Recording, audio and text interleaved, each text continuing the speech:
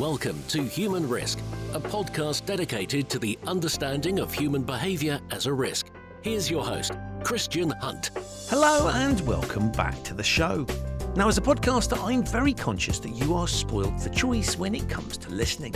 There are lots of shows out there that you could choose to listen to, so I'm very grateful that you've chosen this one. I mention that, firstly, because I genuinely am grateful that you choose to listen, but also because choice is the subject of this episode. My guest, Richard Shotton, is a behavioural science practitioner who has written two best-selling books, The Choice Factory and The Illusion of Choice. Having begun his career in marketing, Richard now helps companies apply behavioural science to solve problems, particularly, as the titles of his books imply, when it comes to influencing the choices that people make. I've known Richard for some time, and I'm delighted to have got him onto the show. He's someone who, for reasons you'll hear, has been a real inspiration to me, not only in his work, but also in how he thinks about problem solving and communicates his ideas. On the episode, we talk about Richard's career that led him to found Astroten, his own behavioural science practice. As you'll hear, there's a great story behind the company's name, how the appliance of behavioural science can help solve business problems, and how companies can efficiently run experiments to see what works and what doesn't. We also look at some of the critical behavioural dynamics relevant to Richard's work, which he explores in his books. What I love about talking to Richard is that he's not just sharing his deep technical knowledge in ways that are easy to digest, he's also very good at coming up with practical ideas for how to deploy behavioural science to meet corporate and personal objectives. And he's great fun to talk to. If you're listening to this on or near the release date of the 31st of December 2023, let me wish you a very happy new year and thank everyone who has appeared on the show and listened to it. It goes without saying that without your support, there wouldn't be a show. So thank you for choosing this. And with that said, let's get into this episode. I know you're going to enjoy this and find it insightful. It's my discussion with Richard Shotton on choice. Richard, welcome to the Human Risk Podcast. Very good to see you, Christian. It's an absolute pleasure to have you on the show. You're somebody that has inspired me, and we met a long time ago when I was first sort of foraging in the behavioural science field. So your track record in this space goes back way further than mine. But tell my listeners that haven't come across you, tell us a little bit about yourself. So I have been specialising in applying behavioural science to marketing. And I mean marketing in the broadest sense, and not just communications, but it might be pricing, it might be product development. And I've been doing that since about 2004. Previously at a marketing agency, media agency, and then the last 6 or 7 years since I wrote a book called The Choice Factory, I've been doing that at my own company. So working with brands like Meta, Google, Mondelez, lots of different brands on how to take these findings, which I think are really relevant discipline, and make sure they can be put to practical use. Love that. And you mentioned your company without mentioning a name, which gives me the perfect cue to ask you about it, because you've called it Astroten, which on Astroten, the face of it, exactly. doesn't sound like it's got anything to do with behavioural science. Tell us the story. Yeah, of course. So I wrote a book called The Choice Factory, and that was all around applying behavioural science to marketing. And when I did that, people started to approach me and say, well, look, could you apply this to our company? So eventually I decided to set up on my own. And I was on holiday thinking about what to call the company. And I really didn't want to call it Richard Shotton Consulting because it didn't feel particularly imaginative. And on that holiday, I brought a book of psychology experiments with me, try and get some ideas for names. And I was going through that book. There was a study by Charles Hoffling, back mid-60s study, I think. And it was all around the dangers of following orders from authority unthinkingly. So in his study, he works with a hospital, rings up nurses, pretends to be a doctor, never met the nurse before, gives them an order over the phone and says, quick, go and give patient Jones, let's say 100 milligrams of Astroten. And nurses aren't going to take orders over the phone. And when they got to the dispensary, there's a big sign on the bottle of Astroten, this fake drug that he'd put in the pharmacy. It said no more than 10 milligrams. So even though there were multiple rules being transgressed, 95% of nurses tried to administer this drug. So it became one of the first studies into this idea of a white coat syndrome. I'm not sure if that's the quite right word, but the unthinking acceptance of whatever an authority says. And, I thought, okay, this is spot on. This is one of the reasons why I want to set up my own. I don't want to be in a big bureaucratic corporate organization, fed up being told what to do. I want to be, my own free thinking, independent person. So I thought, I'll take this name and I'll use it as the company name. It seems to be quite fitting. It's from a behavioural science experiment. It fits with the kind of vibe that I'm interested in. So went to company's house, got all that set up. And then about 6 months later, I thought, I've been a bit lazy here. I've essentially taken a name from a paper I've never read. So I went back to the original paper, read the study, fascinating study. The only slight issue was that the drug in the original paper was called Astrogen. And unfortunately, I think one of the first textbooks that had reported on this study made a typo. And everywhere you look, it's always referred to as Astroten. But in the original paper, the drug's called Astrogen. So I thought to myself, well, I've got two options here. I can go through the hassle and time and effort of changing the name. But Astrogen actually sounds like a drug. Astroten has a kind of cool retro vibe.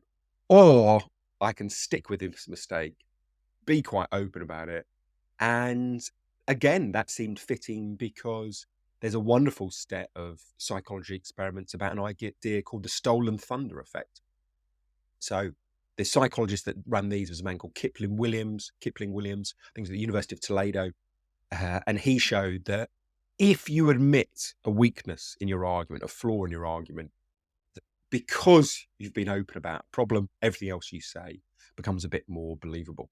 So I thought there was also a nice little vindication of a experiment that I've often told people that they should use when they're communicating. So that's the story. Wow. That's why it's Astroten. And I love that there's so many things in there that you start with a compliance story, which is just getting people to do something without really thinking about why they're doing it.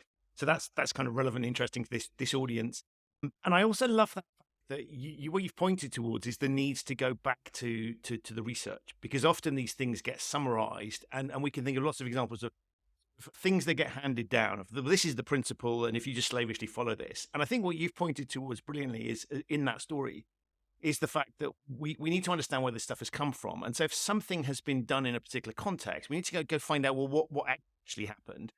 And so if we're going to take these things into the real world, it's important to understand exactly what was done and not just assume that somebody's worked it out and that the gospel is handed out. Because often these things are summarized in ways that are easy to understand, but miss a lot of the nuance. Yeah, absolutely. Absolutely. I think you're completely right there. The summary is sometimes has errors in, like Astrogen, Astroten. In that case, it didn't matter, but it could have been, a wrong decimal point. They could have taken the wrong numbers in the paper and made a completely wrong conclusion. I think a famous example of that happening is the myth around spinach being full of iron.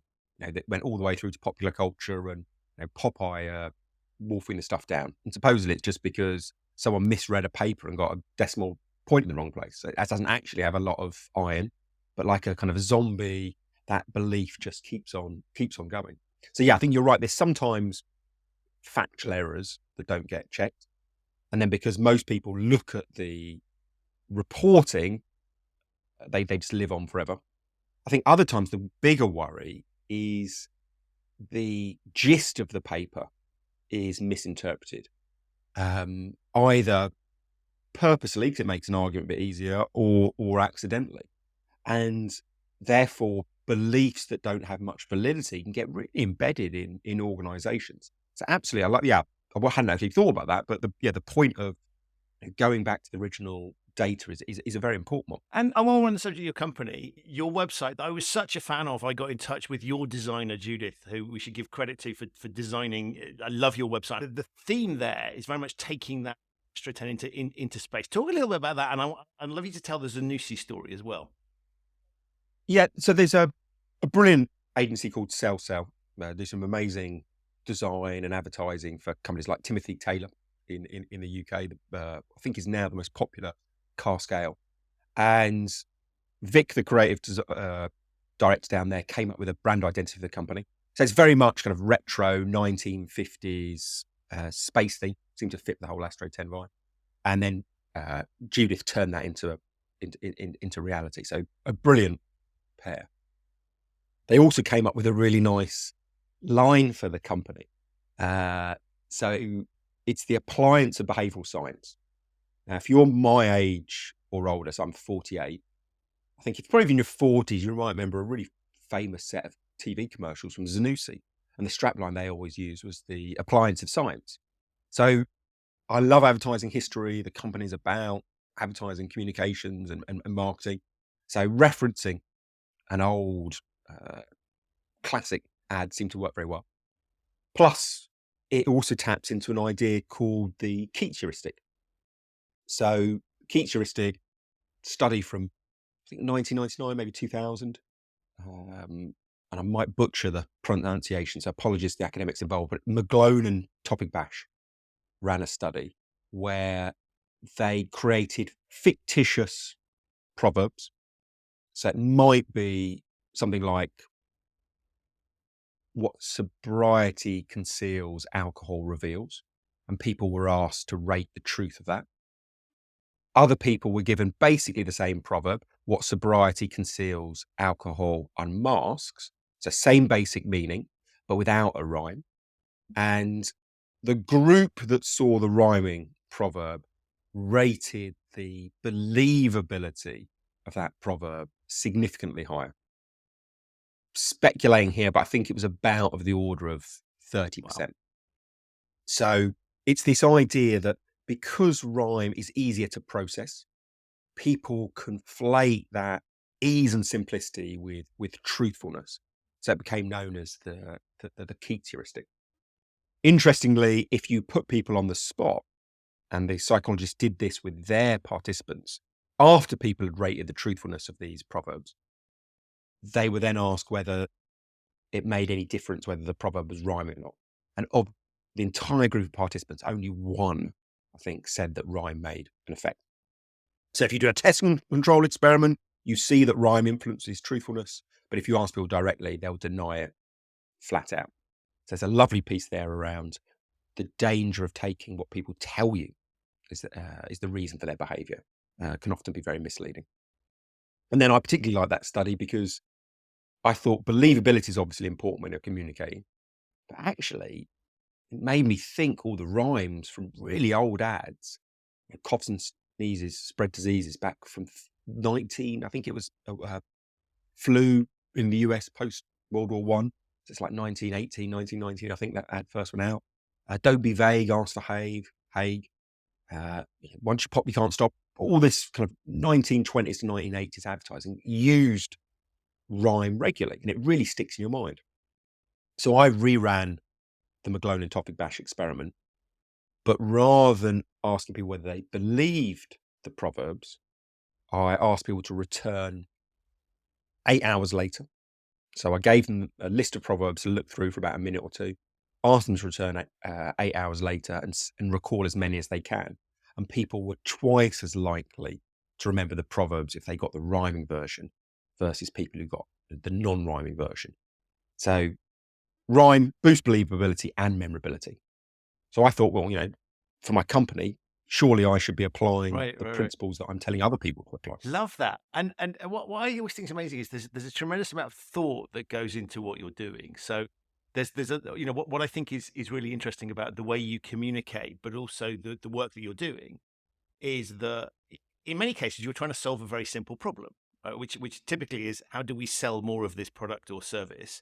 And what you're doing is really going away and distilling a whole load of complexity and then saying, well, how do we apply that simply? But you don't shy away from that complexity. It's going in, it's almost embracing that and saying, I need to understand this. And then I'm going to practically kind of see what I can do with it. Is that fair? Yes. I think you're right that the underlying goal for most campaigns, there might be a different, social responsibility efforts, but often it's to sell more. But then I think the first question is, well, what's the barrier?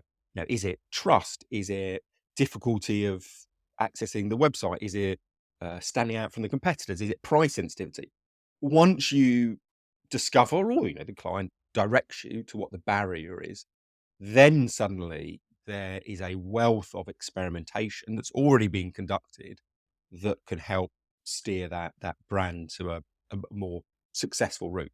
So I think it's about identifying the real issue, sometimes the one that's not in the brief, and then thinking, well, who has solved this problem and who has run experiments um, that have unlocked some of the tactics that could work on solving this problem. And what I love about your experimentation, it comes through clearly in your writing, because you talk about some of these stories, is that you kind of go, well, how can we test this? And there's a very sort of creative element to you doing that, which is on very small budgets. And you lots of examples, and feel free to pick, whatever your favorite one is. But on very small budgets, you go out and test things and just sort of see what happens in the real world. And the bit that I think is intriguing is that we often there's a barrier to experimentation, because people go, well, we can't do that because it'd be really expensive to do. And what you do is basically go out there and say, well, let's do what we can within the constraints that we have. And that might be that we don't have perfect lab conditions. It might be that we don't have a massive budget. But you kind of managed to make that work. And I'd be intrigued to sort of, maybe what's your favorite example of that in action? Well, I might give you two, because I think one probably has wider application, then one was a bit more of a fun one. So I think you're right that there is a massive problem that companies think research has to be labyrinthine, laborious, and expensive, that it has to involve outsourcing the problem to another agency, which I think is problematic in itself. And that's going to cost tens of thousands of pounds. The problem with that approach is you end up running research far too infrequently. If it's going to cost £10,000, you maybe do it once or twice a year. And if it's going to cost £10,000, most people think, well, I've got to end up with an applicable finding. Otherwise, I might lose my job. That leads people to test things that they already know what the answer is going to be. I think it's much better to have a weekly calendar of tests on a much, much smaller scale. They might cost £100, they might cost nothing at all. That liberates you to test things that you don't know the answer of. And it means that you're constantly engaging with your audience. So you can get to know them very well and what motivates them. So in terms of very cost-effective tactics, one that's really, really applicable and very, very easy to do is something just called monadic testing. So rather than survey someone and say to them, why did you buy this product? What you do is you split people randomly into cells. Person A sees a basic version of your offering. Person B sees the basic version, but with one fact change. And then any difference in response you attribute back to that single change variable. So if that all sounds a bit abstract, to give you a simple example, I wanted to know whether the way you displayed the timings for a price would affect people. So what I mean by that is £1 a day seen as better value than £365 a year? So recruited 500 people, randomized them into different cells. Quarter of them saw a picture of a car, description of a car, and the price displayed as an annual amount. Next group, same picture, same description, but monthly. Third group, weekly price. Fourth group, daily price. And what we found was that when people were put on the spot and asked how good value they thought the car was, it was 11% for that annual amount. I think it jumped to 40 for the monthly, maybe 43 for the weekly. It was 51 for the daily price. Now, all those prices annualized up to the same amount. So it was like we were saying to people, do you want this car for £10 a day and you have to pay that price every day for the year? Or do you want it for £3,650? Now, if people were logical, rational, considered decision makers, both groups should have given roughly the same answer when they were asked how good value the car was. But you see this wild difference. Now, that is a super simple technique. But it's one that gets you much, much closer to the truth. Because imagine if we just put the two prices side by side and said to people, what would you prefer, £3,650 a year or £10 a day? People would have said, well, they're exactly the same thing. It wouldn't make any difference. I'm not an idiot, right? Yeah, exactly. They would have gone to a considered, rational decision-making mode.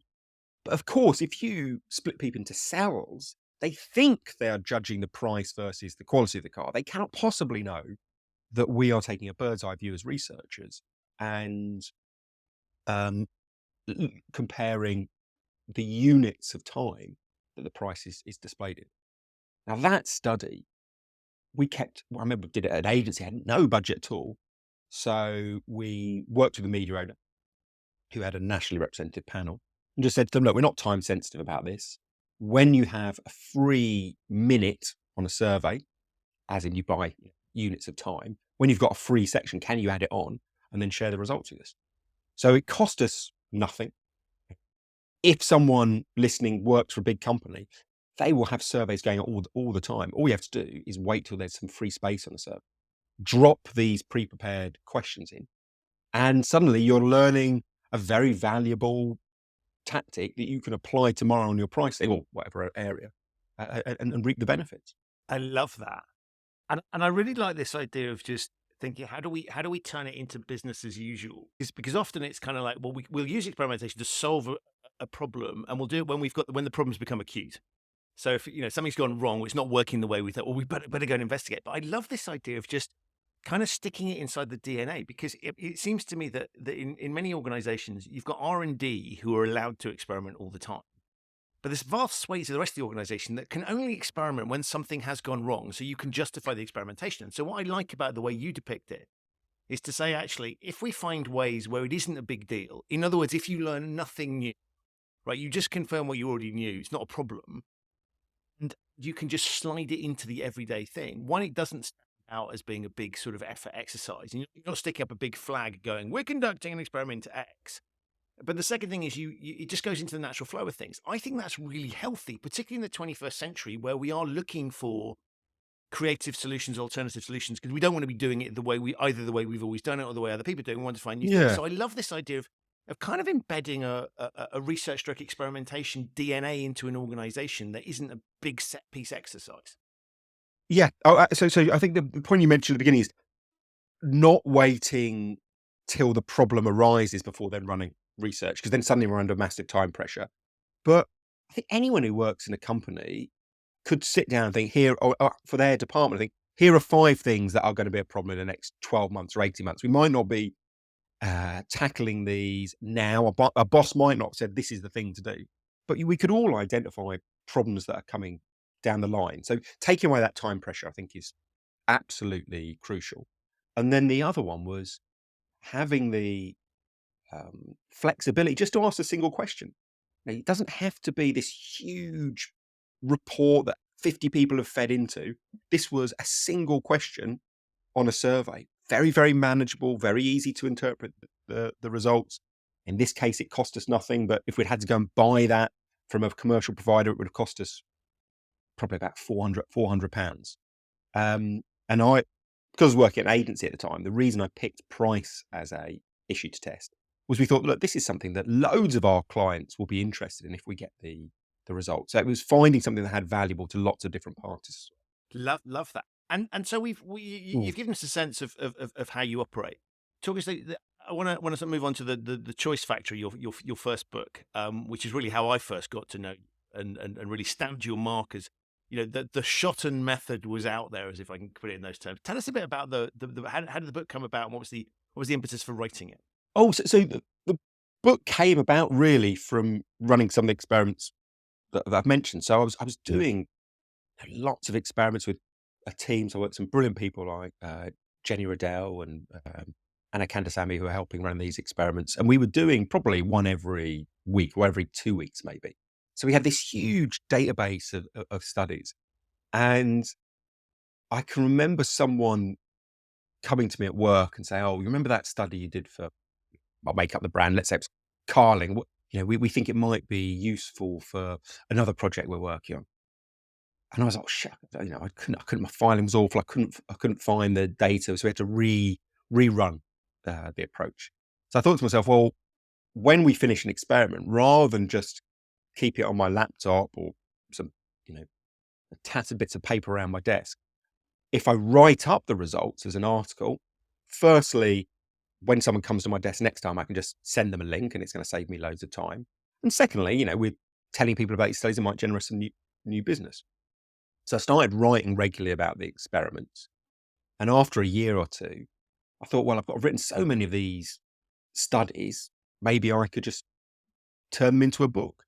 So there was a lot of just unplanned random events that led to the book.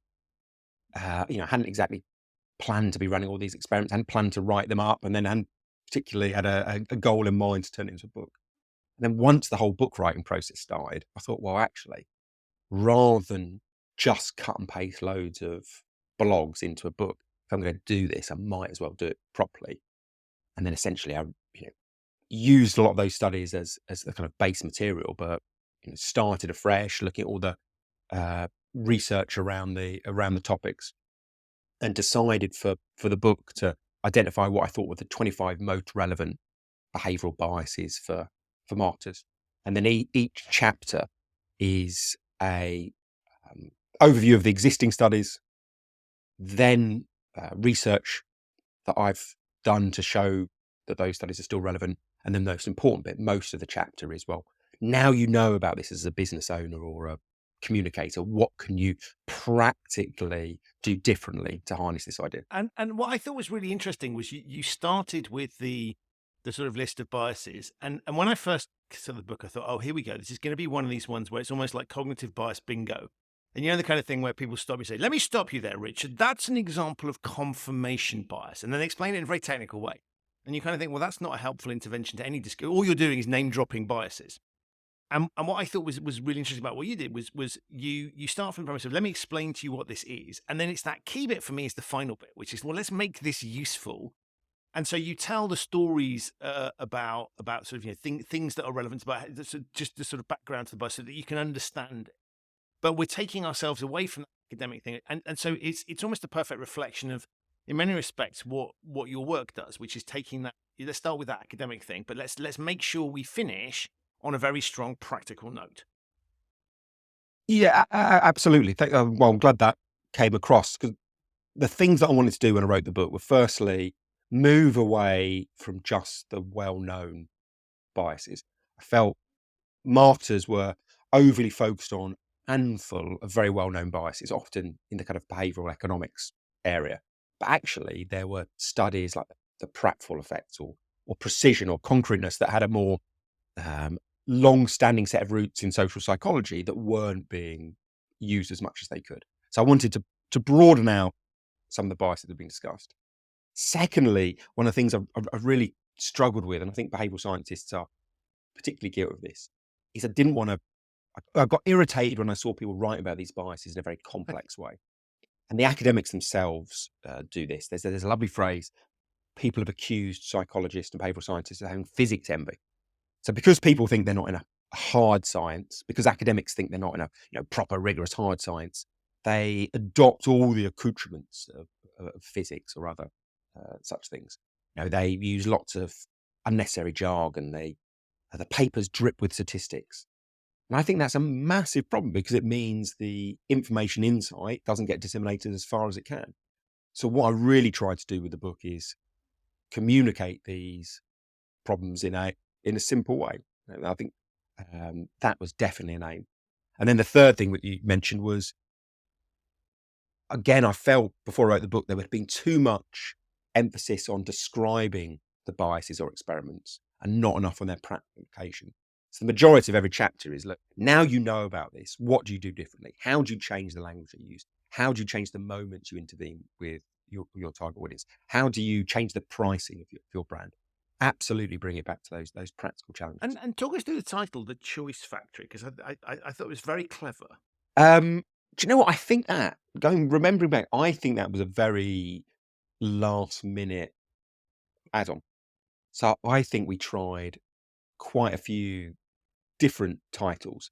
And it was probably the bit that I struggled with most. And I think I lent quite heavily on the editor that I worked with, Craig Pearce. So I think, and this is a while back, I think he might have suggested that The Choice Factor as a title. Because sometimes when you get so caught up in the details and the minutiae of a book, it's very hard to step back and think about, well, what's a good way to summarize this? You become almost completely different from the audience who are reading it because you've spent thousands of hours thinking about the bloody thing. And I think that was quite fortuitous as a name, because when I wrote the second book, The Illusion of Choice, it then gave us something like a distinctive asset that we could use again and again, that word choice, to get a bit of recognition amongst people who bought the first one. You've mentioned something in passing there about the, getting wrapped up in it, spending a lot of time in it. I mean, that points us to a cognitive bias, right? Which is the curse of knowledge, which for listeners aren't familiar with it, is the idea that the more time you spend on something, you can't put yourself in a position of someone that doesn't. Hence, we get very talented sports people who can't become coaches because they can't put themselves in a position someone doesn't understand it. So I'm intrigued by, is it a function of your work that means you're constantly doing that translation service between the sides of the thing? Did you struggle with that at all? Because one of the things I think is great about the way you write and explain, you do explain it incredibly simply, and it's very, very accessible. But as you've pointed out, it's very easy not to do that when you're steeped in this stuff all the time. I was either told or read about two bits of advice very early on, which I think are absolutely crucial. And one was to expose your writing to other people early on. And it's a really hard thing to do, because it feels like such a personal thing to have an opinion about an issue and then hand over your writing to other people who then criticize it. Um, and when I was writing hundreds of articles a year, it probably would have been about 100 plus articles a year. That's what I got in the habit of doing. Even if it was deeply uncomfortable, showing what I was writing to other people. And it's remarkable how much I think a piece of writing gets better as you show it to other people, because they will spot the unwarranted leaps in the writing, the gaps, the bit that don't make sense, the complexity.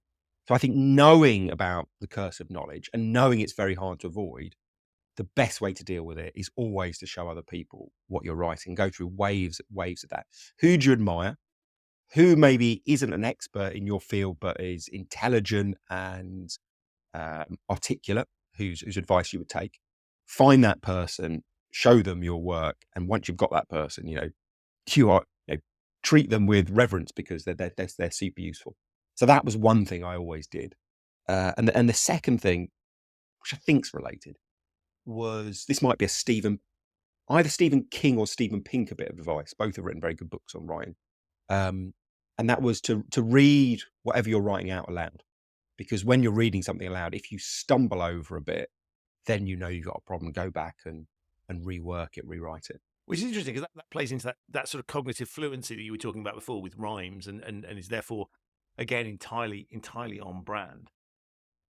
Yeah, yes. I think there's an element of thinking about behavioural science not just as something you do to other people, but apply it, or that you should advise clients to use, but think about using it on your own bits of work.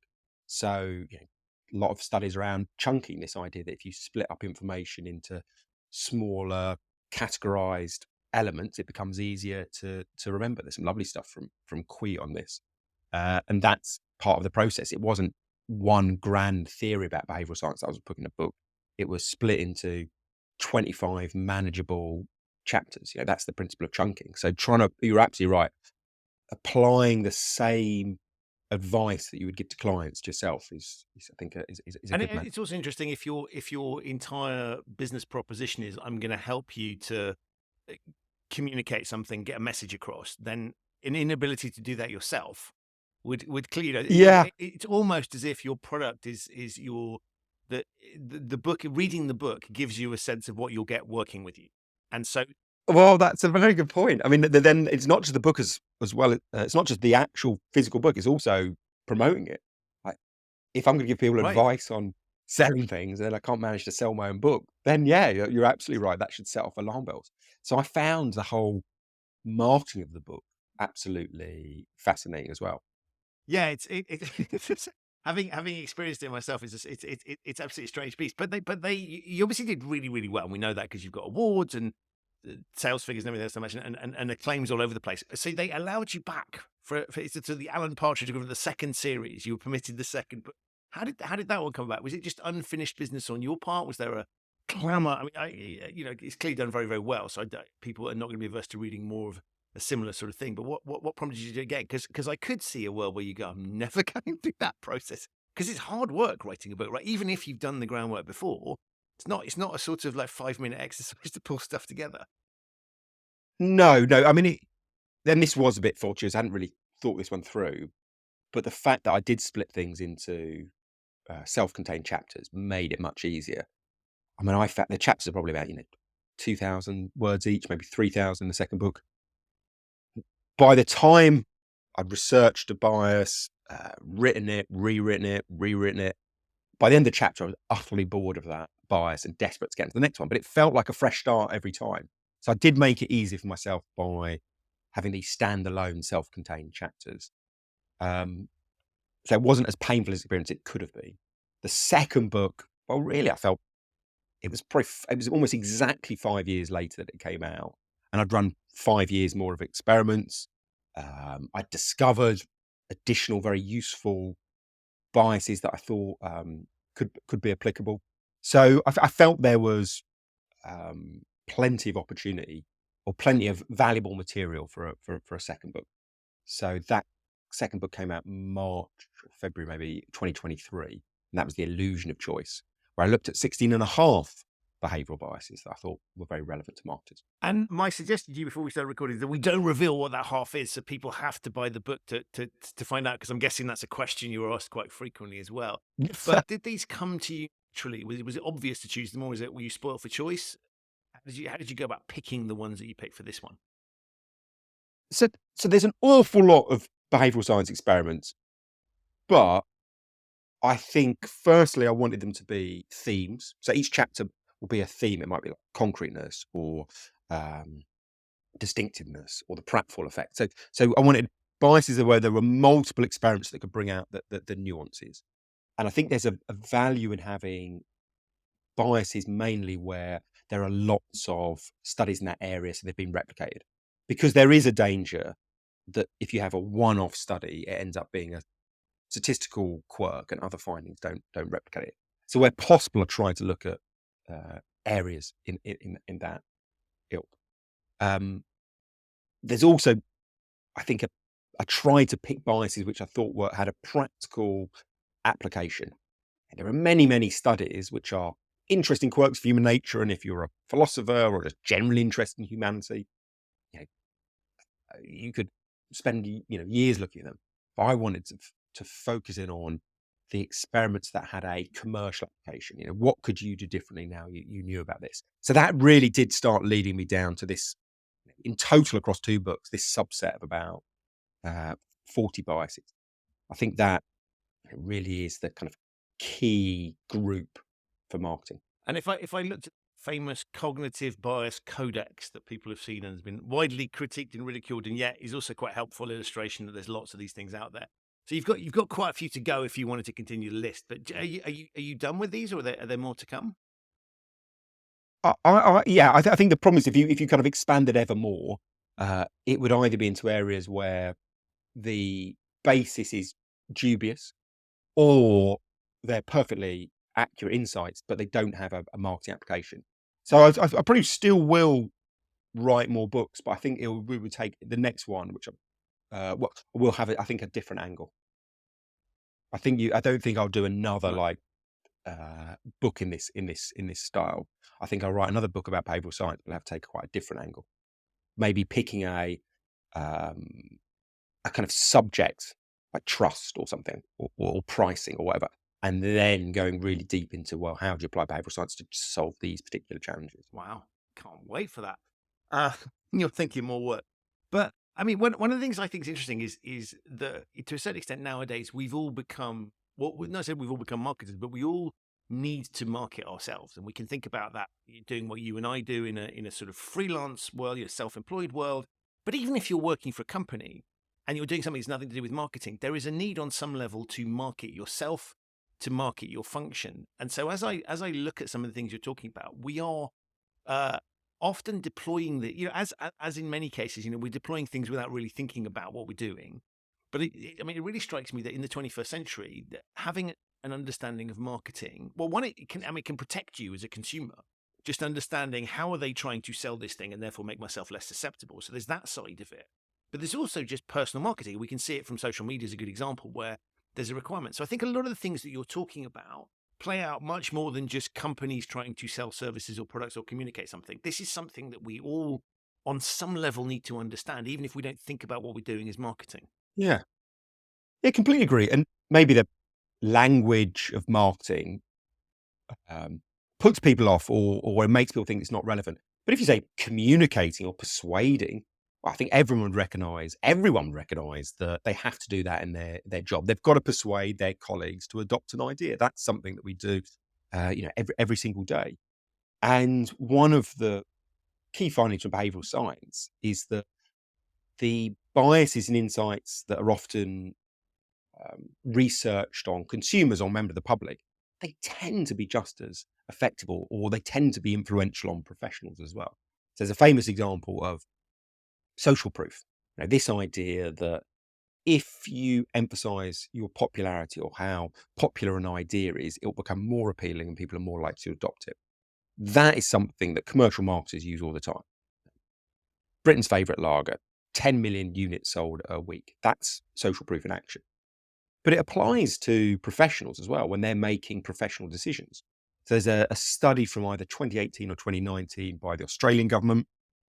They wanted to persuade doctors to stop giving out so many prescriptions. They sent out 6,000 letters to those doctors. They sent letters to 6,000 doctors and they tested lots of different messages to reduce prescription rates. When they just tried to educate the doctors and say, don't give out so many prescriptions, massive issues coming down the line if you do, there was a 3.2% reduction in prescription rates. Significant, but small. When they told doctors that they were giving out more prescriptions than 85% of their peers, there was a 12.3% reduction in prescription rates. Now, that's social proof in action. Even this group who define themselves by being rational, considered, evidence-based decision makers, doctors, even this group are deeply influenced by what their peers doing. So you're right, absolutely right. You can take these principles and apply them to persuading your colleagues, getting buy-in internally, getting people to change their behavior at the office as much as trying to change people's behavior at the supermarket shelf. And it also strikes me that often we're deploying techniques that lean on these biases, but when you look at things that, the classic example I always talk about is negative social proof. Oh gosh, People yeah, would be really good at highlighting things that, 60% of you haven't completed this survey or whatever it is, right? That's sort of where you recognize that there is some benefit to sharing what other people are doing. Otherwise, you wouldn't have put that percentage in.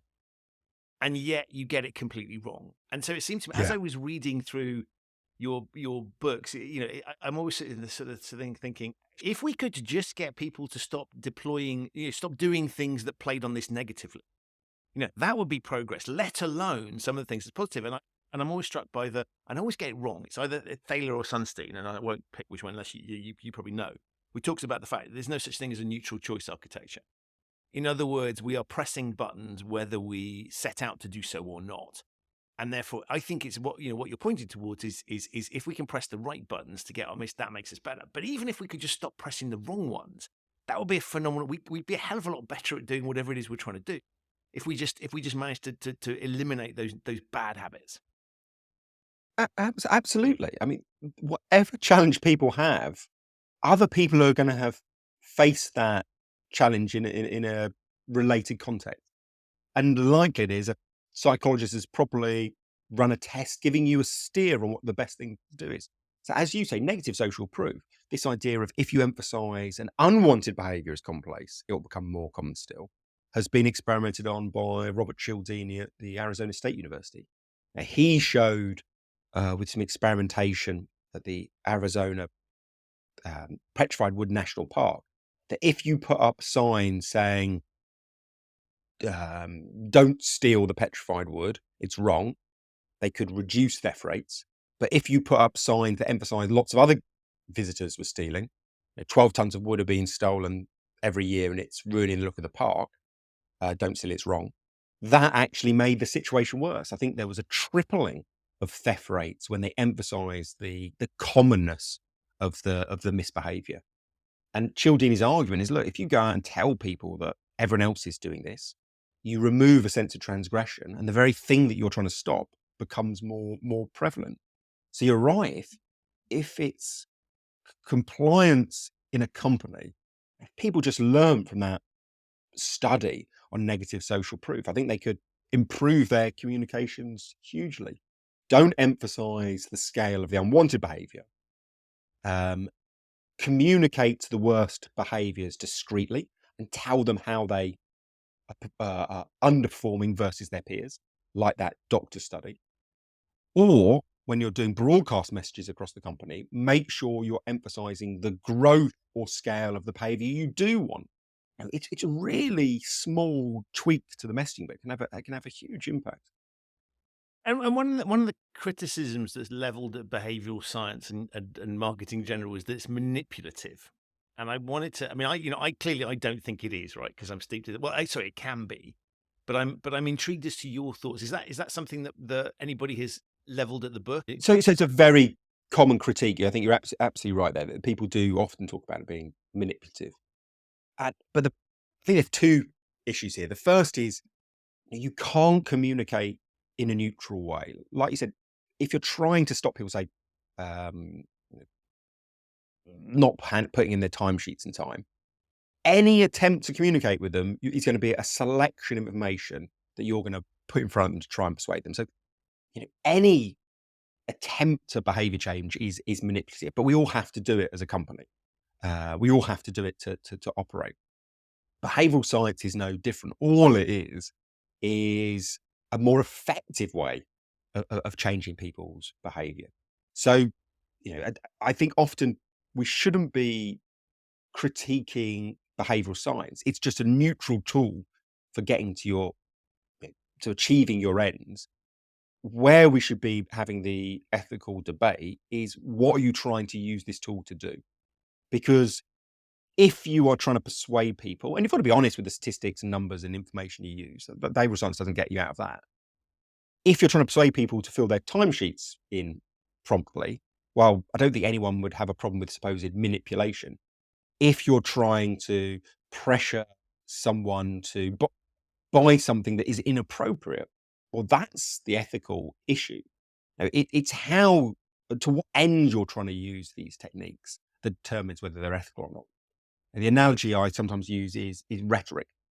Rhetoric is a body of knowledge, going back to the ancient Greeks, about how to speak and communicate effectively. Now, who the hell thinks rhetoric is manipulative or evil? It's not the rhetoric that's the problem. It's the ends that you put it to. You can use rhetoric to make people love each other and respect each other, or you can use rhetoric to whip people up into a frenzy so they want to kill each other. It's not the rhetoric that's the issue. It's the ends that it's put to. Love that. That's a way better thing. I normally talk about cars and say that you can use cars to take people to hospital, or you can use it to commit bank robbery. But I think yours, I'll stick with yours, is much better. I'm fascinated, Richard, by you. All of this stuff. Clearly, you're a human, so you're not immune to these things. I wondered how the time that you've spent studying it and helping other people to deploy it, how has that changed you? Do you find yourself wandering around with sort of behavioural spectacle, a little bit like, we won't spoil the end of the movie, but the kid in The Sixth Sense, where you're seeing it everywhere? Yes, although I think sometimes many of these behavioural biases are really useful. People will talk about them as being irrational, but there's an underlying use to it. Like my field, a customer. So, think about social proof. This idea that if you are a brand, you can encourage people to purchase by emphasizing your popularity. There is, I think, sometimes a belief that, the customers are mugged, that they're just being, fooled into buying a shampoo because it's popular. And they should be thinking about, well, what has the greatest hair benefit per penny spent. But if people actually behaved in that completely considered rational way, supposedly rational way, it'd be bloody ridiculous. You go to the shampoo aisle and you would spend hours just purchasing a bottle of shampoo because you'd be trying to do complex calculations for each of the different products. What a waste of time. It's people are, I think, sensible in trading off accuracy of decision, often for speed of decision. And frankly, if you just pick the one that's most popular or pick the one that's most regularly seen on TV, it's a very fast way of avoiding a bloody awful decision. So if you know about these biases, it doesn't necessarily mean you don't then that you become immune to them, because they have a value to consumers or members of the public. I certainly don't want to sit and make a long-winded decision in the shampoo aisle. I'll just pick what's on offer, or if I want something high quality, I'll go for the most expensive option. It might not be the right decision every time, but it gets you reasonably close. You're still here, and we're still here as a species. So something is working on some level. Yes, yeah. But and the reason I asked that question is one of the things that I love that you do is particularly on Twitter, is just sharing things that you've come across. One thing is where you sort of just share things you've seen and talk about what's happening here. The second thing you do is to take excerpts from books and just sort of little snapshots of things that you share. And I know the story behind this, but I love again this is another sort of idea that you have, a way of working that you have that's come out of serendipity, I guess. So can you just talk a little bit about how you came up with that? Because I think it's really interesting. So I first started using Twitter ages ago. I think I just had my 15-year anniversary, in fact. When you get And to your 60s, not judging the way the network's going. yeah, I began using it just as a repository for interesting things that I found. Unfortunately, Twitter has a bloody awful search function, so that wasn't a great usage.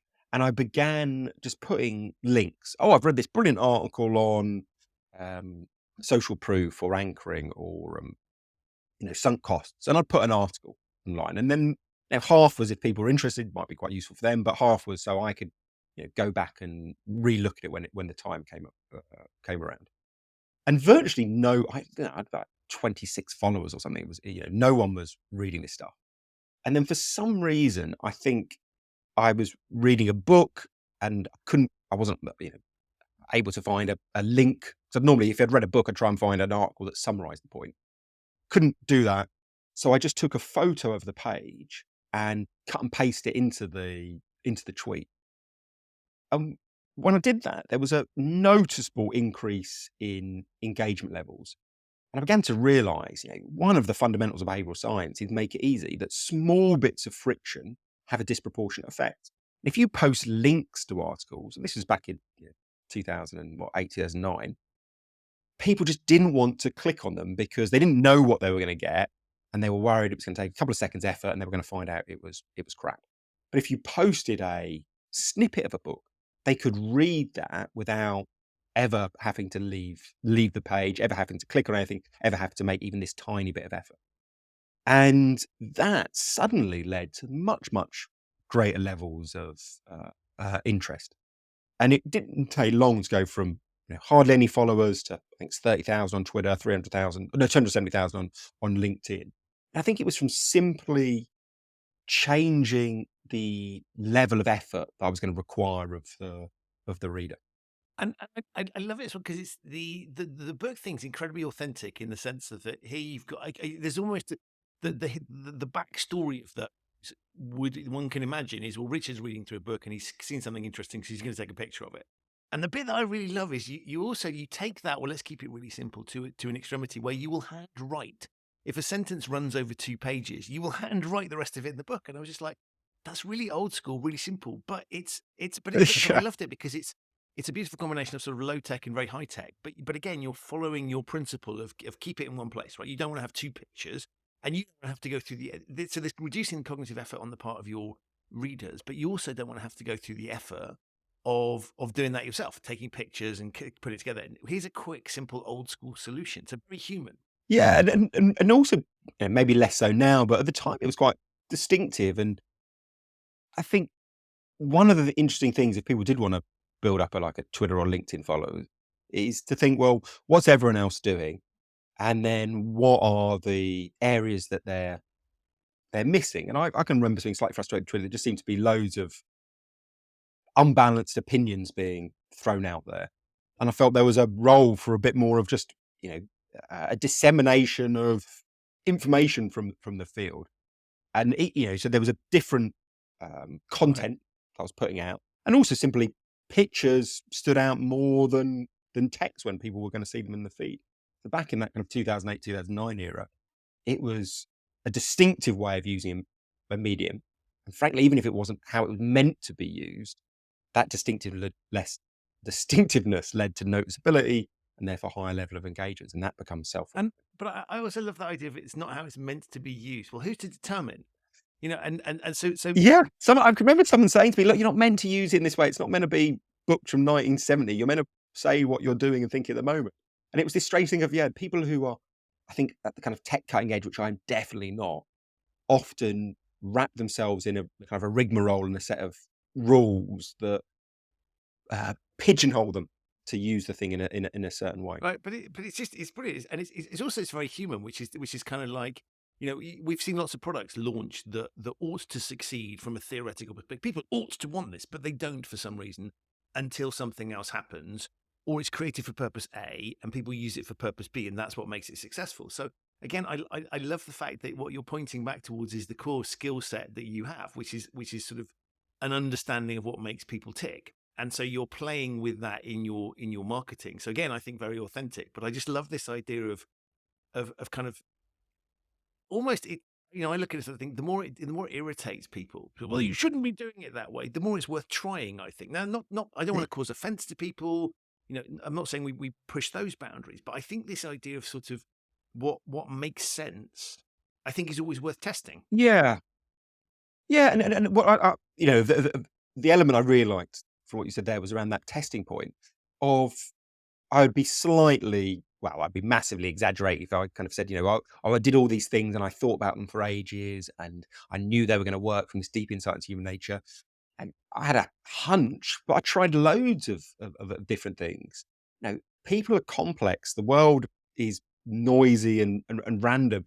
And I think if you try and overthink stuff and only act once or twice, you've got a small probability of success. If you have a hunch based on, maybe a study, and then you try lots of things, and some of them work, some of them don't, and then you just keep on doubling down on those that work, that's a much, much more, better approach. So I would say, this idea of testing regularly, small scale, so you can keep on doing it. That's, I think, a really good principle, whether it's using social media, designing interventions for companies, working out how to solve problems. Love it. I think that's the absolute perfect note on which to finish. But before we do that, Excellent. Remind people the name of your company, titles of the books. I was going to say tell them where they can get the books from, but there's an obvious answer to that. But why not do all that stuff? Good, bad in different bookshops. Yeah. So the first book was the Choice Factory, and then the second book was The Illusion of Choice. And then if people are interested, my handle is @Shotton on Twitter, or LinkedIn is Richard Shotton. So I generally post about marketing, advertising, and how you can apply behavioural science to those topics. Fabulous stuff. Nice. Well, I want to say thank you on a number of levels, Richard. The first one is personally, as an inspiration to me. You've been there and you've always been incredibly generous with your time and insights. So I want to say thank you from a personal perspective, inspiring me. But secondly, for all the things that you do out there, yes, of course, it's in your interest to do so. But I think you put some really valuable content, and it's that explainer piece that I think is often missing, that you definitely make an effort to provide and clearly do provide. So thank you for that. But probably most importantly right now is thank you for being an amazing guest on the show. It's been an absolute pleasure. Oh, it's great to chat. Yeah. Thank you very much. Thank you so much. So that's it for this episode of the Human Risk Podcast. My enormous thanks to Richard for appearing and to you for listening. To find out more about Richard, his company Astroten, and his best-selling books, The Choice Factory and The Illusion of Choice, have a look in the show notes. There are links to those there. There are also links to some of the topics that we talked about on the show. If this is your first time listening to the podcast, thank you for choosing to listen, and welcome on board. You can subscribe wherever you get your quality audio content. It's available on all the major podcasting platforms, and you can catch up with any episodes that you might have missed by going to the show's website, humanriskpodcast.com.